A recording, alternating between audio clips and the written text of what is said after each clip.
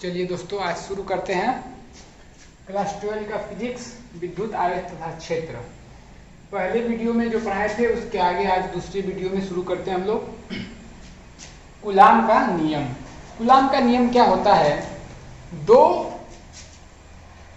Coulomb का नियम दो स्थिर आवेशों के बीच लगने वाला बल उन आवेशों के परिमाणों के गुणनफल के अनुक्रमानुपाती तथा उनके बीच की दूरी के वर्ग के व्युत्क्रमानुपाती होता है।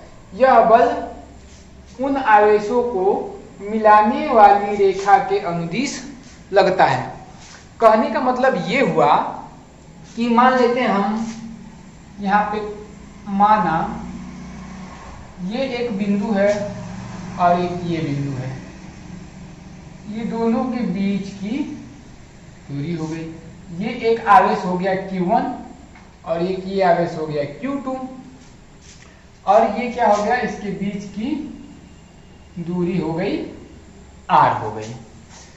तो दोस्तों क्या होता है कि दो स्थिर आवेशों के बीच Q1 Q2 दो स्थिर आवेश हो गए के बीच लगने वाला बल उन आवेशों के परिमाणों के गुणनफल के अनुक्रमानुपाती तथा उनके बीच की दूरी के वर्ग के व्युत्क्रमानुपाती होती है। तो अनुक्रमानुपाती और व्युत्क्रमानुपाती समझ लेते हैं। अनुक्रमानुपाती का मतलब होता है कि उसके क्रम में, अनुक्रम में, जैसे कि एक के बाद दो तीन चार ऐसे क्रम में आते हैं ना, तो उसी के क्रम में कि ये अगर दो चीजें हैं, ऐसे दो चीजें हैं और ये दोनों दूसरे के अनुक्रमानुपाती हैं, इसको दो मिलेगा तो इसको भी दो मिलेगा, इसको तीन तो इसको भी तीन, इसको भी तीन। जब ये बढ़ेगा तो ये भी बढ़ेगा, ये घटेगा तो ये भी घटेगा। ये होता है अनुक्रमानुपाती। और अनुक्रमानुपाती का उल्टा होता है व्युत्क्रमानुपाती। जैसे दो चीजें हैं तो ये बढ़ने लगा तो ये घटने लगेगा, और ये घटने लगा तो ये बढ़ने लगेगा। ठीक है, तो ये होता है व्युत्क्रमानुपाती। तो देखते हैं आगे। कहने का मतलब इनके बीच के बल के, यहां से शुरू करते हैं कि F F अनुक्रमानुपाती Q1 Q2 और इनके बीच के दूरी के वर्ग के व्युत्क्रमानुपाती होती है। तो ये दोनों के बीच की दूरी R है, तो F बराबर हो जाएगा प्रोपोर्शनल 1 वर्ग के स्क्वायर। ये हो गया है अनुक्रमानुपाती, ये हो गया है व्युत्क्रमानुपाती। अब ये दोनों को हम लोग क्या करेंगे, आपस में मिला देते हैं। दोनों को आपस में मिलाने पे, दोनों को आपस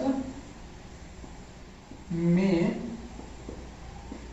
मिलाने पर, दोनों को आपस में मिलाने पे क्या हो जाएगा, F दोनों में कॉमन है, प्रोपोर्शनल दोनों में कॉमन है, Q1 Q2 upon R square हो जाए। अब देखते हैं इसके आगे F equal to K Q1 Q2 upon R square, जहाँ K क्या है, अनुपातिक नियतांक है।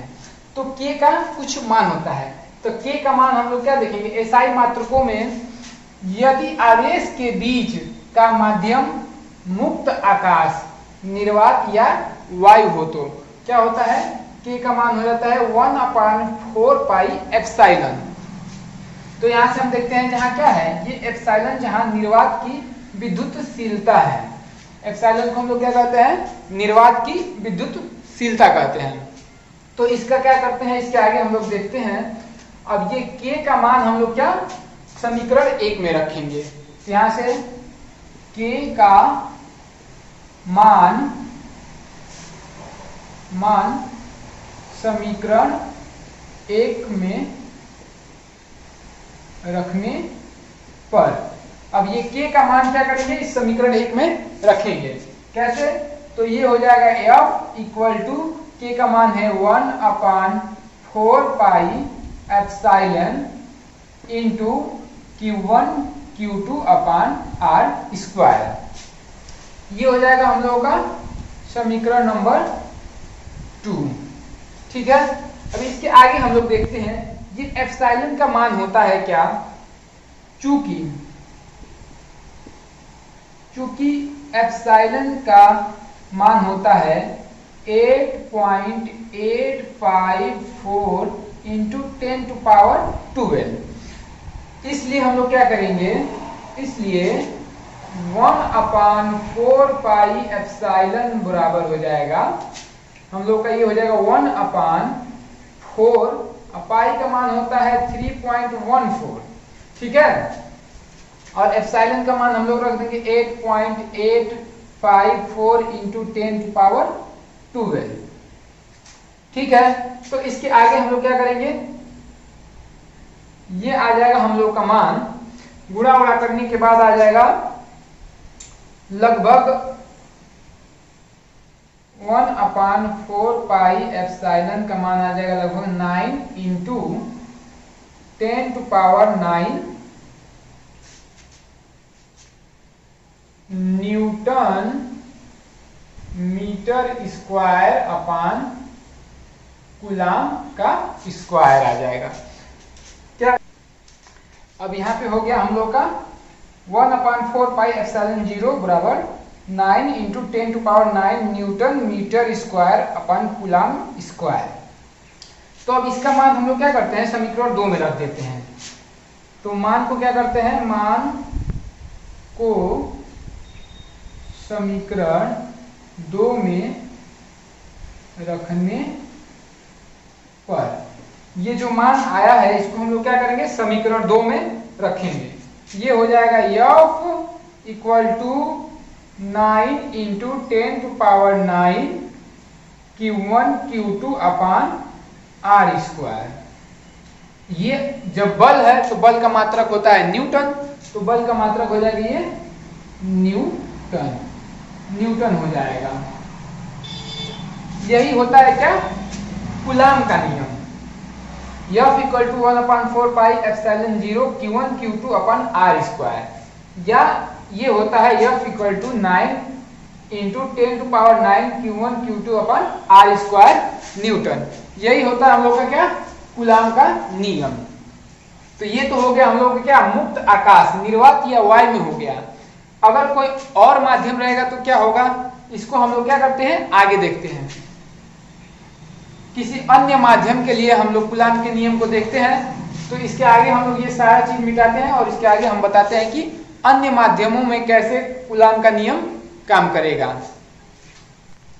तो अन्य माध्यम के लिए हम लोग देखते हैं क्या होता है। यहां से हम लोग समीकरण 3 पे छोड़े थे, तो समीकरण 3 के आगे देखते हैं। यदि दोनों आवेशों के बीच निर्वात या वायु के अतिरिक्त अन्य माध्यम हो तो क्या होता है, K बराबर होता है 1/4 एप्सिलॉन, जहां एप्सिलॉन माध्यम की क्या होती है, निरपेक्ष विद्युतशीलता है। जहां पे एप्सिलॉन क्या है, माध्यम की निरपेक्ष विद्युतशीलता है। आगे देखते हैं, अतः समीकरण 1 से क्या देखेंगे, F equal to 1/4 pi epsilon Q1 Q2 upon R square. किंतु एप्सिलॉन बराबर क्या होता है, एप्सिलॉन इंटू K, जहां K क्या है, माध्यम का परावैद्युतांक होता है। इसके आगे देखते हैं F इक्वल टू 1/4 एप्सिलॉन और K, Q1 Q2 हो जाता है। सीजीएस पद्धति में हम लोग क्या देखेंगे, सीजीएस पद्धति में चूंकि एसआई पद्धति ही क्या है, मान्य है, लेकिन हम लोग क्या करेंगे, सीजीएस पद्धति में देखेंगे। यदि आवेश के बीच का माध्यम निर्वात या क्या हो, वायु हो, तो K बराबर क्या होता है, 1 होता है। अतः समीकरण 1 में क्या करेंगे, K का मान रख देंगे, तो क्या आएगा, F equal to Q1 Q2 upon R square आ जाएगा। ठीक है, तो F इक्वल टू क्या आ जाएगा, Q1 Q2 अपन R स्क्वायर आ जाएगा। इसको हम लोग मानेंगे इक्वेशन नंबर 4। इसके आगे देखेंगे, यदि दोनों आवेशों के बीच निर्वात या वायु के स्थान पर K परावैद्युतांक हो तो क्या हो जाएगा, हम लोग का इक्वेशन आएगा F equal to 1/K Q1 Q2 upon R square. तो यही हो जाएगा क्या, अन्य माध्यम के लिए हो जाएगा ये। तो दोस्तों उम्मीद करता हूं कि कूलाम का नियम अच्छे से समझ में आया होगा, और इसके आगे अगला वीडियो में बताएंगे हम। आज के लिए इतना ही। तो आज का वीडियो यहीं पे हम लोग क्या करते हैं, खत्म करते हैं। इसके आगे नेक्स्ट वीडियो में।